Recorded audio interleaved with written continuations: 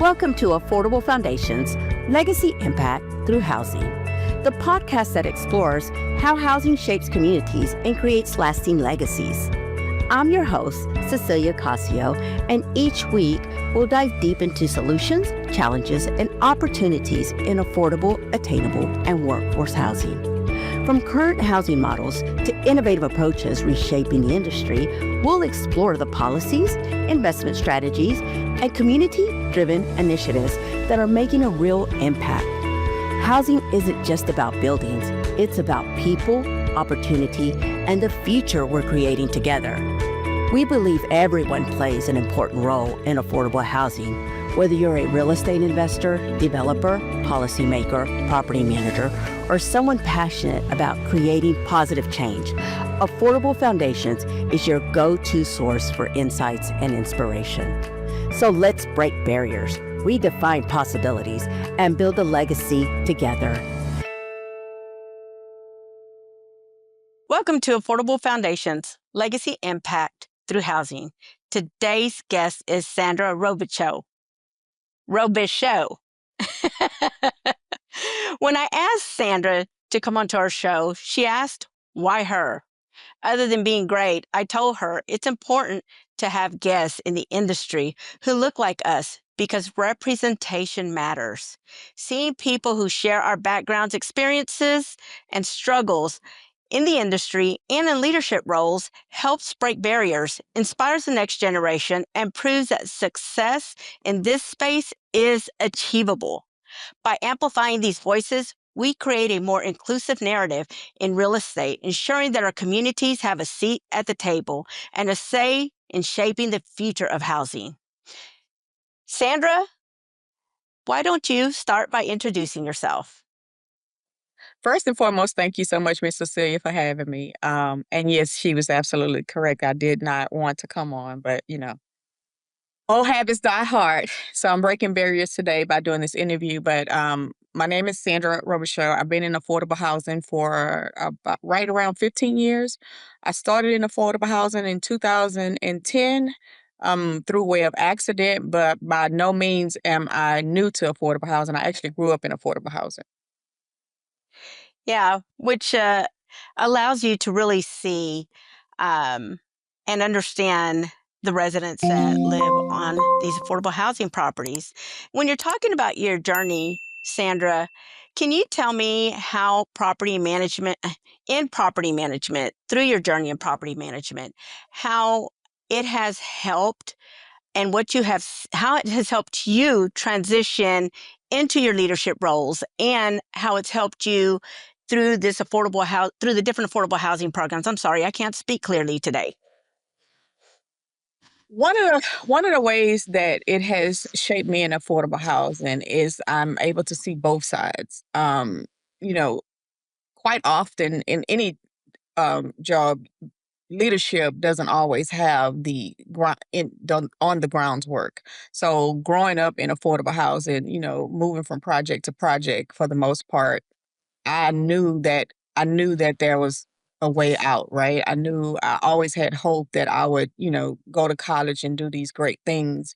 And I didn't want to be in the typical stigma, right? So you see these communities and you're like, most people unfortunately think this is hopeless, this is pointless. But I am a true believer, but that's not true. I'm also a advocate, a witness, and a person who has went through that entire journey. So I knew the things that I wanted different by living in the community. So one of the things I do as a leader is I want to make sure that I just put myself back in those days when I was young and I was like, hey, if this was you, would you want to live like this? What opportunities can we present to make your life a little bit better? What opportunities can we put out there to make it easier for you? What opportunities we can put out there to help you transition to where this is not a lifelong journey, but a stepping stone? Right. And when you talk about that, we're going to first start with your role as a resident and how it has transitioned your ability to see the current situations from the resident side, because you understand affordable housing has such a derogatory stigma. And our goal and our responsibility, I believe wholeheartedly, and our drive is to break those stigmas and teach people and show people that there is a way to break barriers out there and to get into their greatness in whatever it is that they choose to do. When we talk about that and we talk about leadership, it's more about leading these teams on site that deal with these affordable housing assets. Let's talk a little bit about your journey in in that in and how you kind of flourished in it, because you started out as a bookkeeper. I did. I actually, in 2008, I went through the recession transition. So I had been in customer service for a while, right? So at that point, I got laid off my job, and then I kind of did some temping agencies. And long story short, the company I was working for, they moved out of state, so I couldn't find anything that was in the relevant field I was in. And so I got a call one day from my sister, because she always said I was good with numbers, and she asked me would I come work for her? And I was like, work where? Of course, I won't say the name of the community. I was like, no, ma'am. No, ma'am. Like, I was like, no, ma'am. Like, I grew up with, with this craziness. But for the most part, even though I lived in affordable housing, I kind of stayed to myself, right?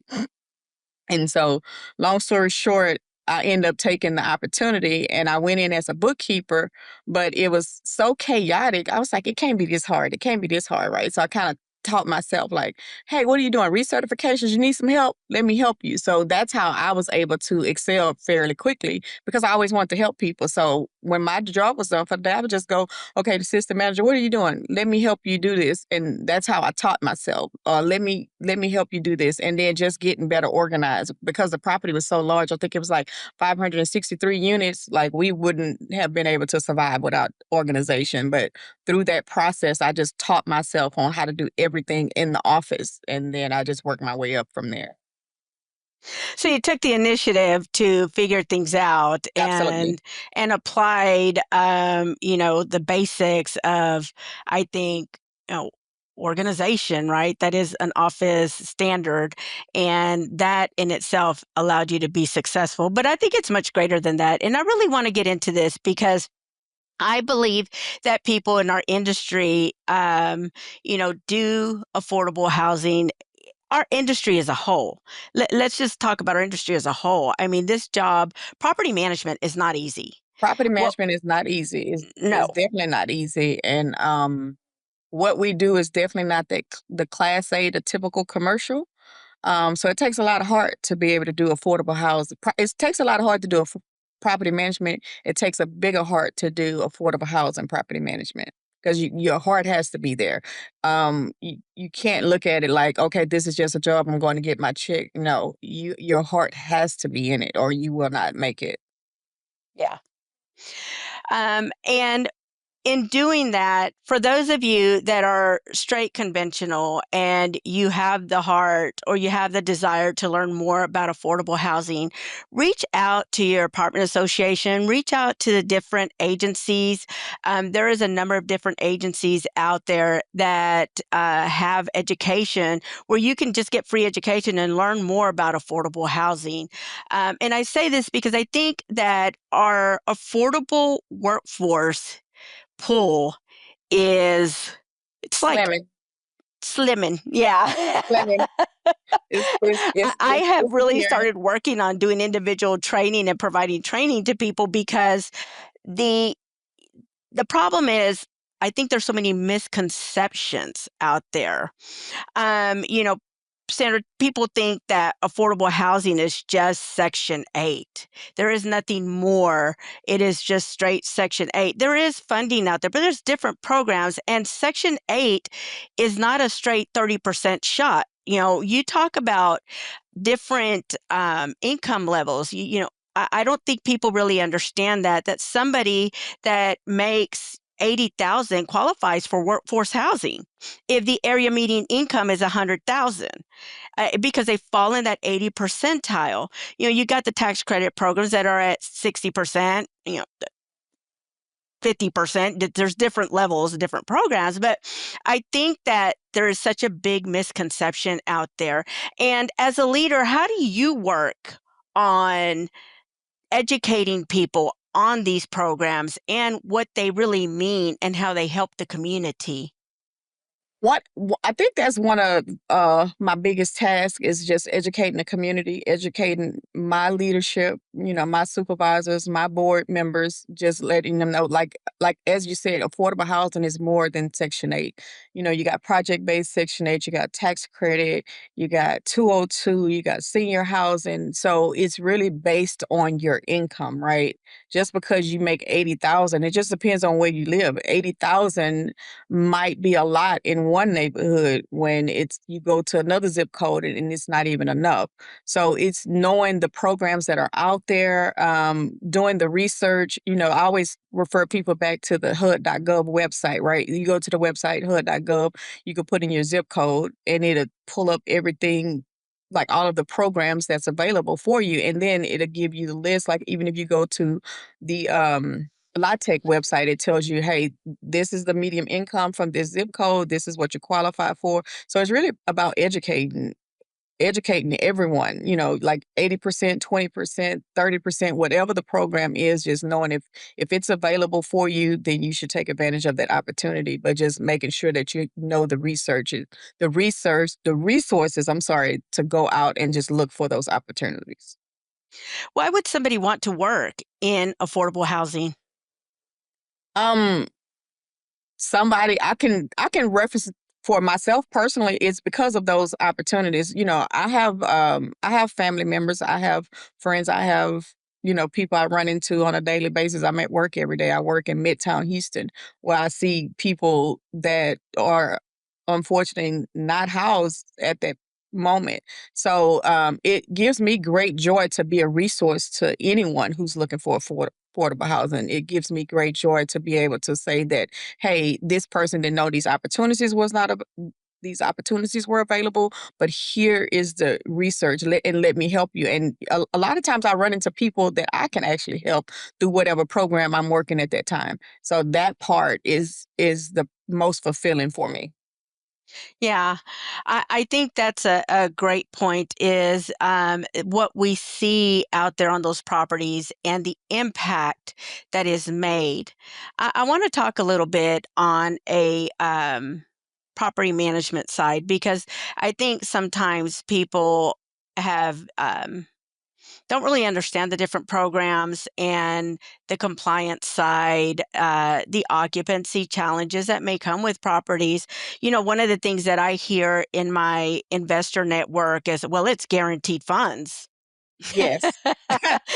You must have been reading my mind. I was like, everybody think that it's guaranteed funds, and everybody think that it's easy, but it's not easy because there's so many realms of affordable housing. You have to make sure that the person qualify. On a previous job I was working, I had so many different properties and a lot of different programs.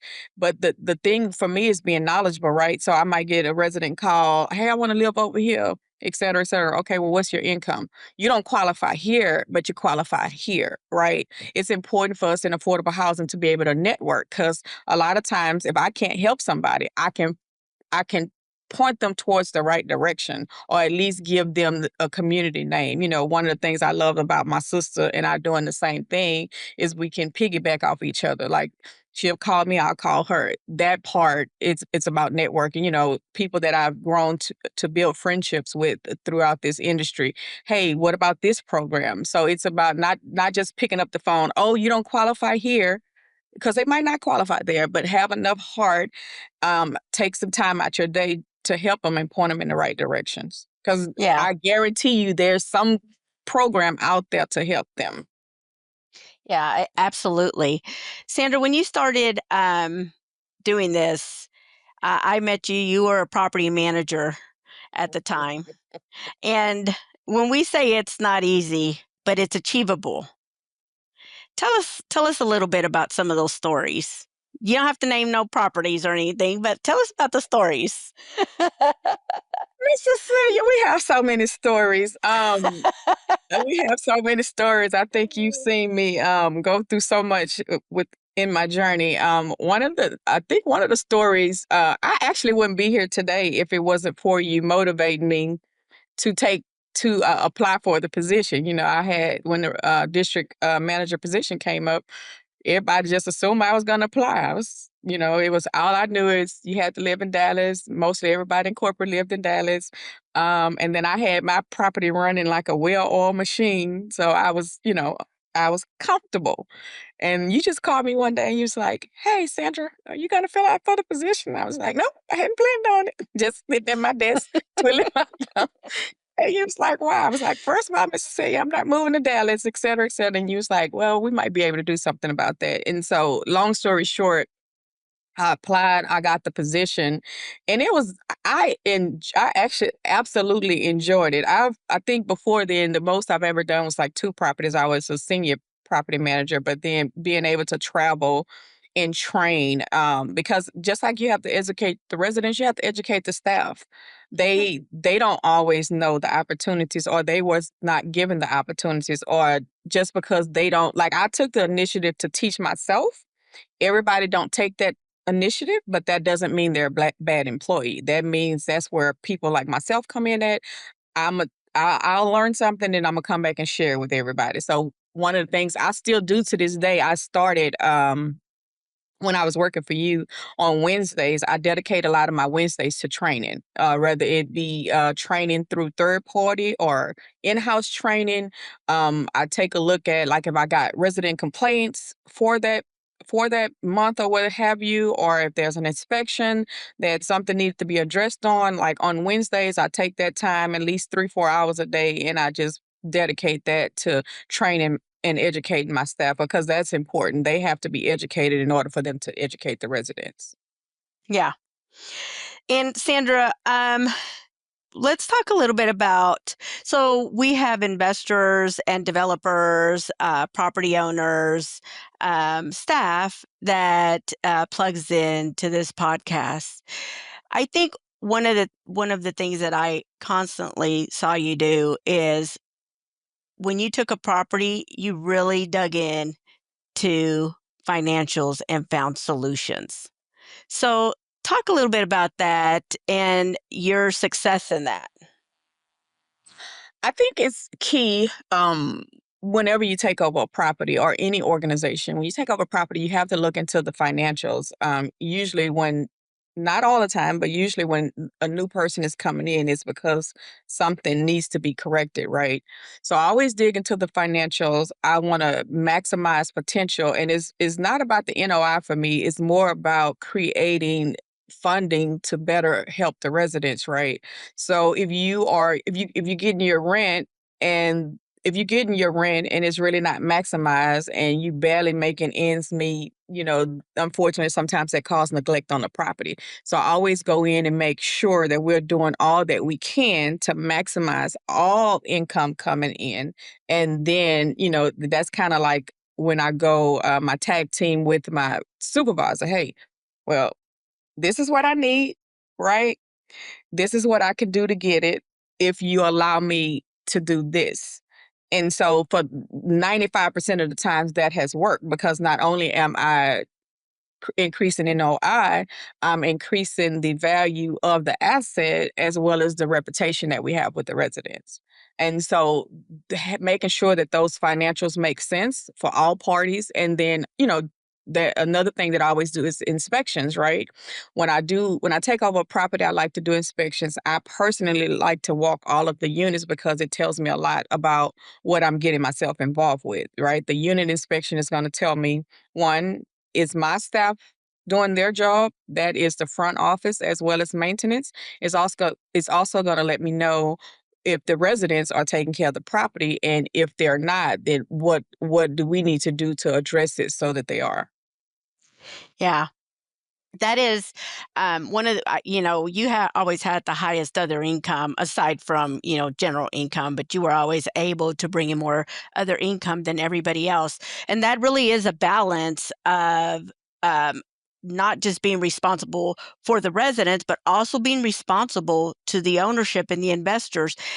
I think people think that, you know, it has to be one way or another, and it actually cannot work that way. It does not work well that way. It happens. It We've seen it happens. happen, but that is not how a property becomes successful and continues to improve. There has to be a responsibility Mm. from the owners and the property management and the investors. It has to be understood like there is a responsibility to the residents, and then it's up to property management and the community to be involved, and also understand you have to educate the residents and help the residents because they have a responsibility to the property. And I think that is, a lot of the challenges and the misconceptions that we see is that people think that residents who are on affordable sites just like they're just comfortable there, that they just want to be there. And that is the furthest thing from the truth. I think sometimes there are situations where people don't know better, right? They know what they know. Yeah. And let's talk a little bit about examples of those things when we talk about housekeeping inspections. Just a perfect, like you said, housekeeping inspections. But one of the other things that has helped me with this journey is not being afraid to tell the truth. Um, I don't really sugarcoat it. Like it is what it is. If something's not right, I'm gonna tell the owner, and if something's not right, I'm gonna let the residents know. Right. Unit inspections is key to the whole entire operations, right? But also, some residents don't know that they have bad housekeeping, right? So if this is a generational thing, or if you are from a different country, a different culture, you don't know your housekeeping is bad, right? So I had to learn this early on when I started working at affordable housing. I was like, oh my goodness, right? But I had to learn that what I'm saying now is something that I also had to learn because I grew up, in a clean house doesn't mean that everybody did. So when I tackle those bad housekeeping issues, I always keep that in mind. I do above and beyond as far as giving the unit inspections. Do I send a lease violation? Absolutely. But I also offer resources to help address this situation, such as one of the things we used to do, and when I worked for you as well, we did housekeeping videos, we did housekeeping tips. We would have mandatory meetings if they failed a third housekeeping inspections. Yeah. Unfortunately, sometimes I've had to get other agencies involved, like adult protective services, because I've found seniors living in conditions that they should not have been living in, by Yeah. no fault to their own. They don't really know, but hey, we got to get them some help because being in affordable housing, it's not just you just can't simply collect the rent. You got to make sure that your residents are decent in a decent, safe, sanitary environment, and that's almost by any means necessary. So, it's not it wasn't a good feeling to have to call adult protective services, but sometimes you do. And that's exactly what I did, and you turn it. I've had so many elderly residents that I had to call adult protective services on, and for the most part, a lot of them corrected it, but unfortunately, I have one or two that did not, and other measures were taken, but it's still all in all about educating them and providing opportunities for them to correct it, not just lease violation, we're gonna put you out. No, lease violation, let us see what we can do to help. Yeah, I for those of you that do not understand this, well, first of all, I want to say that inspections should be occurring not just in affordable housing; they should be occurring on the conventional sites as well. And clean does not discriminate. It doesn't matter. Like there, you inspect whether it's an affordable site or non-affordable site. You will find the issues, and Sandra is absolutely accurate. It is about clear communication. And when there are lease violations, it is imperative that the property management group address those issues. And when we talk about educating people, what you will find out there, whether it's conventional or affordable, is hoarding. When you walk in, you think it's a cleanliness issue, and then, like you said, you had to call adult protection services. And, then there's a whole lot of things that can happen there because that can turn into a fair housing violation. So it is really important that you train your staff how to address cleanliness, how to spot hoarding signs, how to spot sex trafficking. When you walk in these units, what are the things to look for that give you these signals like, hey, there's a problem here, It's and an then indicator. Mm-hmm. properly address it. Yeah. So, of course, mainly I've worked in affordable housing, but I've had conventional sites too, and it's the same thing. But, and then I've had mixed properties, but Hmm. like you said, you have to address it all. So if I had most of the time, if I had a property that was conventional and mixed, if I'm expecting affordable housing, then I'm going to the conventional units as well. Because Right. just because somebody's paying their rent on time doesn't mean that they're living in a safe and decent environment. And so you want Right. to put your eyes on those units. And that's also too back to training, that you got to train your maintenance staff when they go in those units and they see things that are not normal. They should be notifying notifying the office staff. I always tell my maintenance, hey, you go in there and you see something you don't think is right, you don't have to say anything, because I don't want them to I don't want them to go to work in fear, but I make sure that they write it on the work order, so that Yeah. when it comes back into the front office, then it catches our attention and we got proper documentation of the reason, like if we had to schedule a random inspection just to go into the unit or what have you.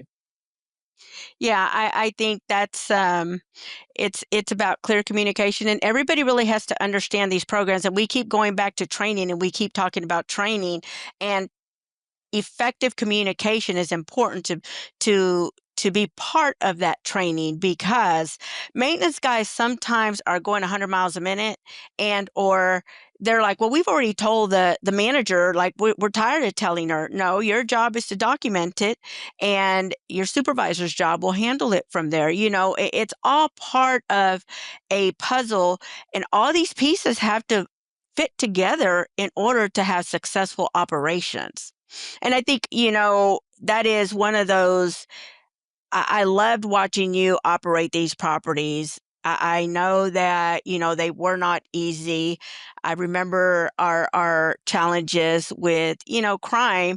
We won't get into the specifics of the crimes, but, it does happen. I mean, some of these It does properties, happen. Hmm. they're not in locations, that are, the highest locations that are thought of, like the highest income locations. I know that, and I'm grateful that we as communities and legislation has been working on that. But the reality of it is that a lot of these legend properties are in rougher areas. And, I remember you taking over the property that we purchased, and I mean, I think the score was in the 30s or something like that right It was before a we 38. purchased it. I remember. It was a 38. It was a 38. Hmm. Yes. And tell us a little bit about how you managed to It manage a was property a and 38. lead the property. It was a 38. There was always high hopes of me. You don't know how that drove me crazy. I'm grateful for it now, but I'd be like, oh my God, they think Sandra could do everything, right? But that particular property, it was a 38, and it was like 60 vacancies. Right. And so Yeah. we wasn't even making enough income to pay the mortgage on the property. I remember it very well.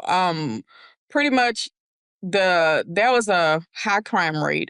So just tackling the crime issues, not ignoring the residents. When you get a new property, everybody want to talk to the manager, just even though I wasn't the direct manager, I was the regional. I was always on site, so there was a lot of information that came from the residents, which clue, residents are not always accurate, but you do want to actively listen to them, right? And so they pointed out a lot of issues which we've addressed, did evictions, but that part, getting the crime out, but how we got the units occupied was the process I said earlier, going through the financials, seeing where the weaknesses were, then going through and doing those units inspections and getting those and getting the units up to par and ready for lease. Because even though it was 60 vacancies, if I recall correctly, I don't think none of them was ready. Yeah. So hire we had to hire like a make ready task force to get those units ready. But it all worked out because that's how we was able to improve the score the next time TDAC came out. The score was almost, I think it was like a 70 something. It was almost an 80, but that was like within a span of 6 months, which to go from a 38 to a 78 in like 6 months was great. But it was starting off with doing those unit inspections, going in, checking the units, making sure, we fixed the work orders that was there, created a spreadsheet. Like I put all the plumbing in one category, all of the sheetrock in one category, whatever the category is, and then I just hired teams out to get the work done. Going back, one of the most important things for me is making sure that when maintenance say a unit is ready, somebody from that office also signs off on that unit. I think I've seen this strategically throughout my career path, that maintenance say the unit ready, and it's not always ready. Sometimes I've had some good ones, but I've also had some where well, it's ready, Miss Sandra, and it's actually not. So we want to make sure that we give the best unit possible, and you're only going to do that by making sure that the more eyes on the unit, the better. Because sometimes, even now, as an executive director, I just recently, somebody told me unit was ready. I just walked right in the door. I said, okay, let me go see it. And making those pop-ups to make sure that staff understands that all eyes are on this unit. So subpar units is not acceptable. It doesn't matter to me if it's affordable or conventional. I look at the unit. If I wouldn't live in it, I wouldn't put nobody else in it. And so as soon as I walked in the door, it's just a natural eye for me. I'm like, fix this, fix this, fix this. Oh, they probably hate to see me Right. coming, but it's part of what I do. And one of the things, like I said, growing up in affordable housing, I knew, that there were some things that needed to be addressed. So as I made my way through this journey, I always say, well, what if you were living in this unit, Sandra? Would you want this unit like this, right? So that's one of the things I pride myself on, is giving decent, safe, sanitary, and functional units to whoever we housed in whatever Yeah. program that is. Absolutely. And I think we were really fortunate to work for somebody who was willing to put money into these properties and never hesitated when we asked for money. It just, we had to be responsible, which we were, you were, always clear and always had a backup plan and always had a reason. And you would give me this list and boom, boom, boom. And you guys would achieve it. You and the team would be out there and y'all would achieve it. It was not always easy, but you did that. You did that at the sites that you had. Tell me, for those who are thinking about going into affordable housing, or buying an affordable housing property, and they're going to be looking for leadership, what do you think are most essential? What qualities do you think are most essential in managing these communities? Hope, heart, and unity, right? For owners, to when owners purchase a property, they have to believe in us. They have to trust us. I think that's one of the things that we were fortunate with when we worked together, is we had an owner that trusted us, right? And he got whatever I said I was going to deliver. He got it, right? But Mhm. that's because he trusted me to do so. Making sure that you have people with the right heart. um, I don't I can't say that enough, how important that is to me, because you shouldn't go into any community where numbers is always a factor, right? Of course you want to go into business. You want to go into business and you want to make money. I get it. And that's what you should be doing, but make sure you put the people first. Yeah. When you say hope, heart and unity. That goes back to all the pieces of the puzzle fitting together. And absolutely, like I absolutely believe that we are meant to do this, and we are meant to be on these properties, and we are meant to give these children hope, and these women hope, and these men hope, because while the majority of the single family households are women, there are men out there who are raising the children on Absolutely. their own. Hmm. We've actually seen a few of them that we've talked to. And so, there's the seniors out there, there's the moms that, are taking the bus to work. And there's the dad that is figuring out how to get to work if there's not a bus line. So like there's so much out there that we have seen. And you know that you are driven by this purpose, um, to ensure that those children graduate from high school, make it to college, or get a trade, and are able to experience something outside of the environment that we have in those areas or on that property. It is, I think, one of the things that we talk about, and it kind of brings us to the different organizations out there that help, or that we should be reaching out to help on these properties. Um, as property management, what would you recommend property managers to do to partner up with different organizations? Um, First and foremost, you have to join organizations. Some organizations there are costs, but there's organizations that's free. Like one of the organizations that I've joined recently, it was free of cost to me, was the Woman Affordable Housing Network, right? So there's always dialogue on LinkedIn where we're going back and forth. Then of course I have my personal, like I have you, I have my sister. Once you get into the industry, is communication and connecting those dots. Like right, I've worked in different organizations, but right now I work for a nonprofit organization, right? So the our services here is more supported by, we do affordable housing for the chronic homelessness, but we have wraparound services, which is, we have wraparound services that cost, we have wraparound services that are free. So for those who have communities, and the need is always going to be there. Some opportunities cost and some don't. So if it's not in the budget, there are ways to look for the free opportunities. The way you find those free opportunities is by connection and networking. For the most part, I think up until about 6 years ago, I was very inclusive.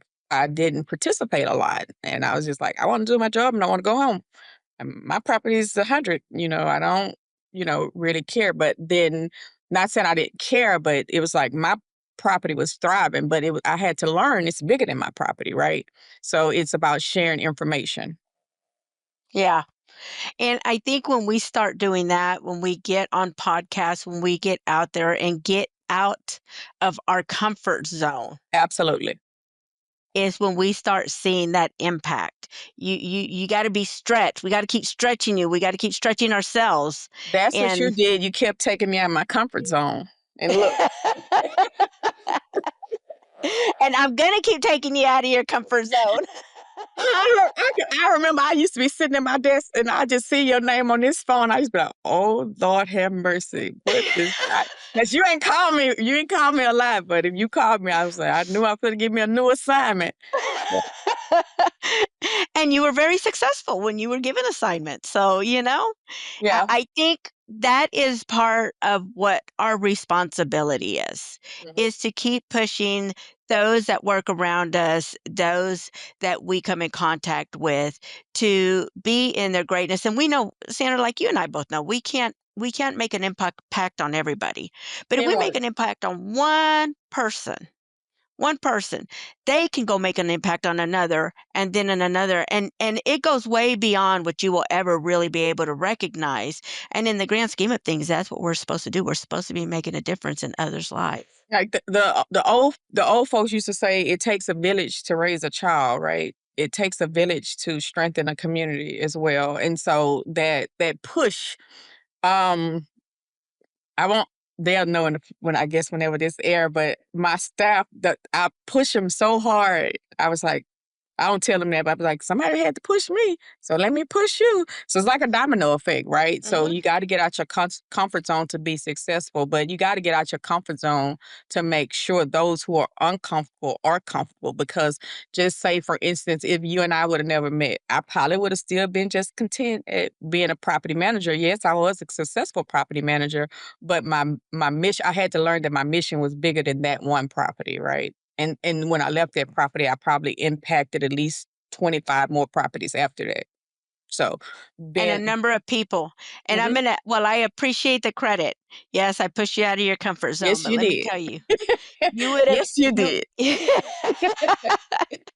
you would have definitely continued doing great things. Nobody in their right mind would just allow you to just sit there like that and not do anything else. Like I knew, you just want people, when you see that in somebody, you push them and you push them and you push them. And I'm like, I love to see what you're doing now. And, you talk about the homeless population and the impact that you guys have on the homeless population. Tell us a little bit about how that works.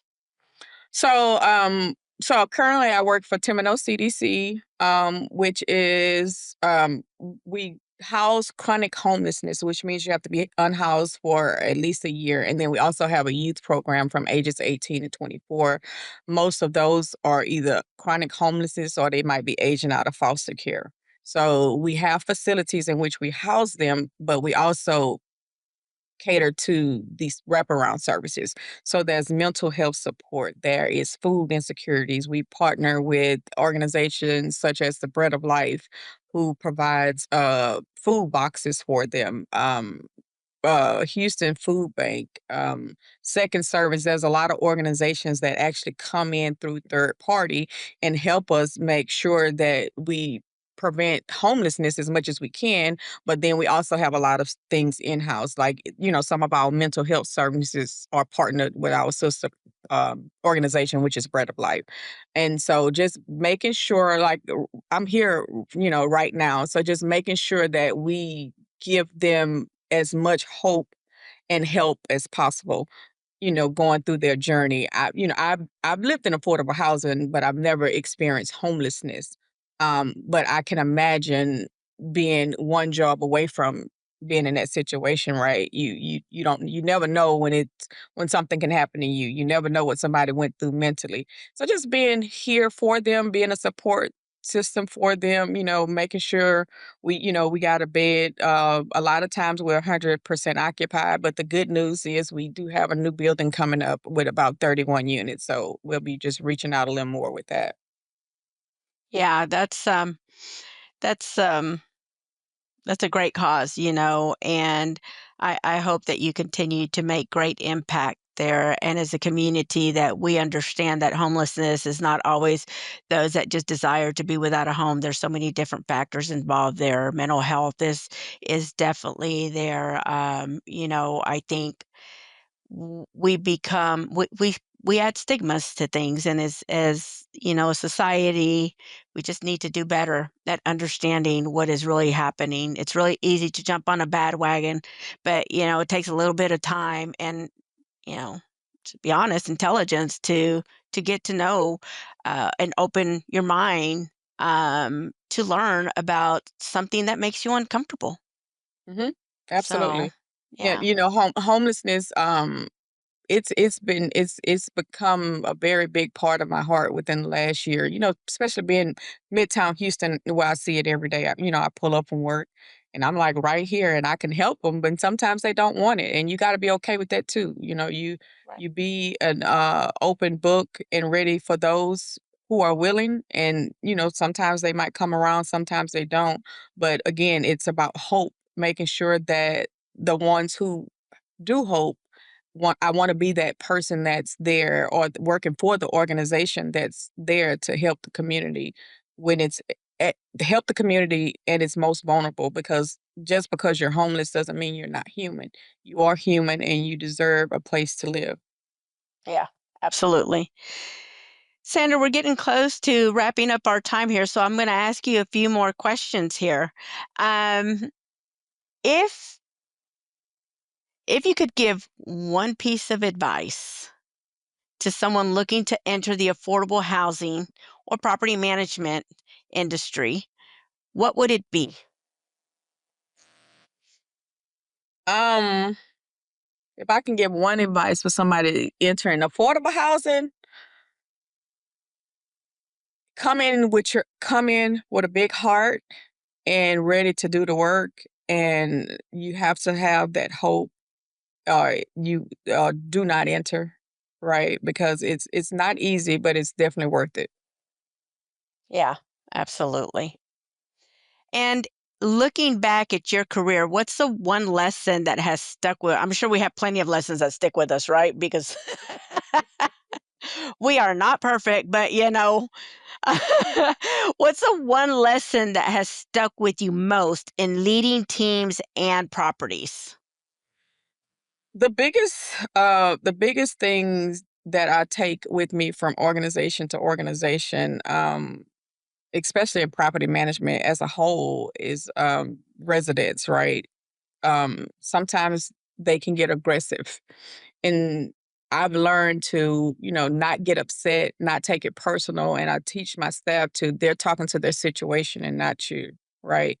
Rather it be a leaking faucet, they ceiling coming down, your ceiling not coming down, so you don't understand how they're feeling. Or if they got a eviction notice, you might have an eviction notice, somebody got 3, 4 kids or what have you. As a mother of 3, I wouldn't want to look my kids in the eye and tell them that we're about to be homeless, right? So they're going to come into the office, and that aggression that you have nothing to do with, sometimes they take it out on you. So learn to know that the residents, when they're upset, they're talking to their situation and not you. It is not personal Mhm. towards you. While it may feel like it at the moment, it is not. And as industry professionals, we are dealing with the biggest part of their life, which is their home. This is Absolutely. where their children live. This is where their families live. This is where they are supposed to be safe, supposed to feel safe and secure. And when things go wrong, we have to ask why. While they are not always right in how they communicate, we are professionals and we should train ourselves, be trained by organizations, be trained by our leaders that, and as leaders, be mindful that our residents are the reason we're there. Absolutely. Yeah. So They yeah, are the reason we're there. they are the reason. So, Mhm. well, Sandra, one more question. We got a few more questions, but this is the You last keep one. saying a few more questions. What does leaving a legacy in this industry mean to you? um it's a few things that the legacy could mean to me. For me personally, leaving the legacy, I would hope that I have impacted a family just like my family was impacted with affordable housing, leaving a legacy. As far as leaving a legacy with my career, one of the things I pride myself on, and I can testify, and I would hope I haven't heard differently, that every organization I've left it in better condition in which I found it, right? So you come in, there's a problem, you create a solution, and you do the best you can with what you have to work with. It fulfills me personally and professionally because, like I said, I would not be here if it wasn't for my hope and the opportunity I had in affordable housing, right? I could have easily been homeless because I couldn't afford the regular rent in the neighborhood at the time, which when I was growing up or when I had smaller kids. And then, for my career, I kind of been like the cleanup person. And so, being able to impact the organization, going back to the community we had where we had 60 vacancies, right? We had 60 vacancies, but when I left, we was 98% occupied, which means that we housed about 55 more people because of the changes that we made. Absolutely. Yes, yes, yes.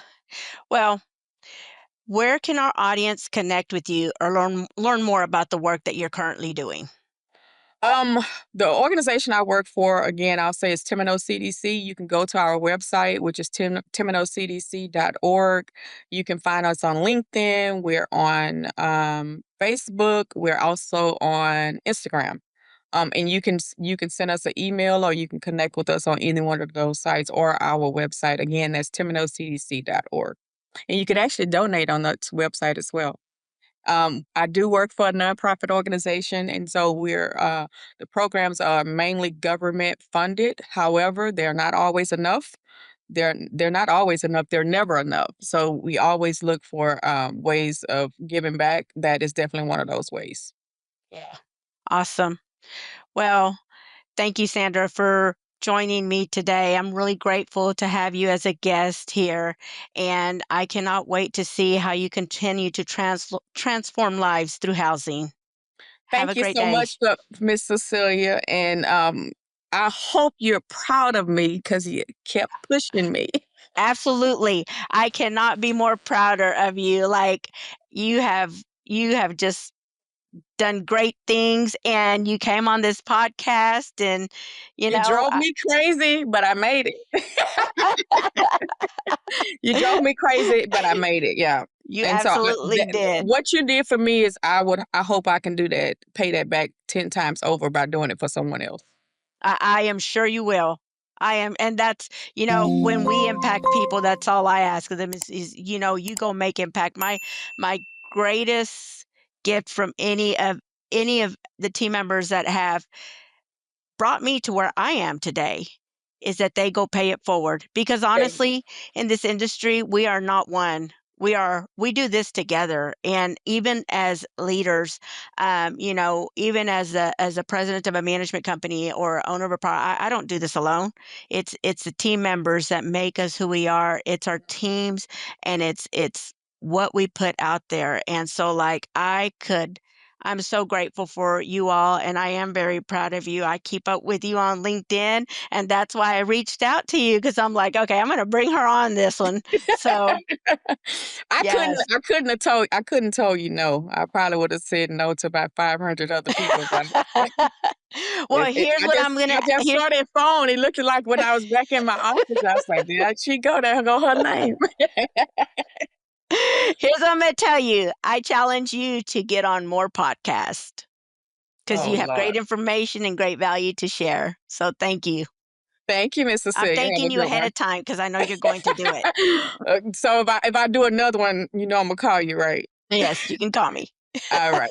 You have a good one. All right, everyone. Thank you for joining us today. And I hope that this brings some kind of value, some kind of insight, and some kind of help to anyone out there who is needing it. We are available anytime. And I thank y'all for joining us. That's a wrap on this episode of Affordable Foundations, Legacy Impact Through Housing. I hope today's conversation sparked new ideas and gave you a fresh perspective on the role we all play in creating sustainable, thriving communities. Affordable housing isn't just about buildings. It's about people, opportunity, and the legacies we leave behind.